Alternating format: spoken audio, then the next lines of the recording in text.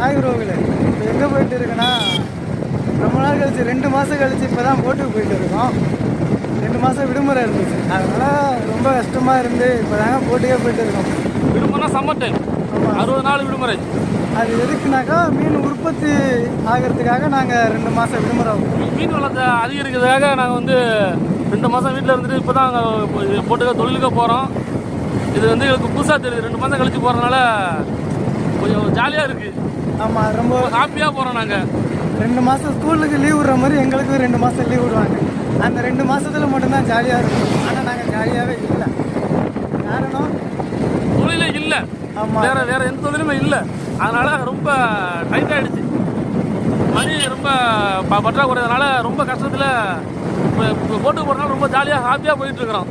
இனிமேல் நாங்கள் சந்தோஷமாக இருப்போம், ஹாப்பியாக இருப்போம்.